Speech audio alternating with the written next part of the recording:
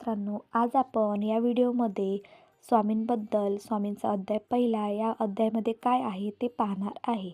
हा अध्याय गणपती, सरस्वती, गुरु आणि दत्तात्रय यांचा नमस्कार करून सुरू होतो. हे केवळ परंपरा नाही. जिथे गुरुचं स्मरण तिथे स्वामीची उपस्थिती. गुरु म्हणजे मार्ग आणि स्वामी म्हणजे त्या मार्गावर चालणारी कृपा. स्वामी कोण आहेत? ग्रंथ सांगतो, स्वामी परब्रह्माचे अवतार आहे. म्हणजे ते भक्त शरीर नाही, ते चैतन्य आहेत. तुम्ही त्यांना पाहू शकत नाही, पण अनुभव नक्की घेऊ शकतात.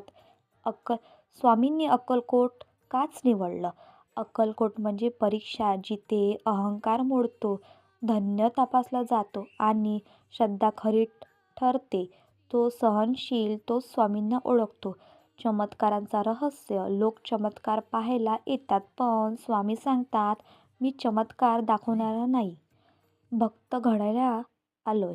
खरं रहस्य चमत्कार डोळ्याशी नाही, तर मन बदलण्याशी असतो. लेखकाची नम्रता. लेखक म्हणतो, माझ्या भाषेत चूक असेल तर क्षमा करा. ही नम्र साधी नाही. हा ग्रंथ बुद्धीने नाही, स्वामी प्रेरणेने लिहिला गेला. म्हणून वाचताना मन आपोआप शांत होतं.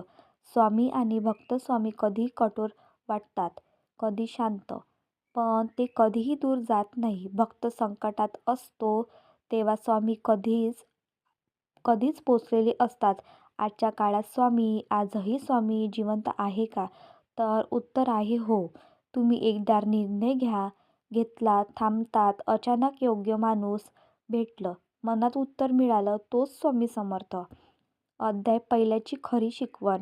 हा अध्याय सांगतो, श्रद्धा ठेवा, गुरुवर विश्वास ठेवा, अहंकार सोडा. स्वामी शब्दात नाही, भावनेत आहे.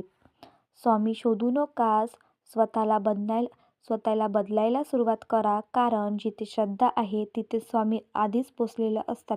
श्री स्वामी समर्थ. जर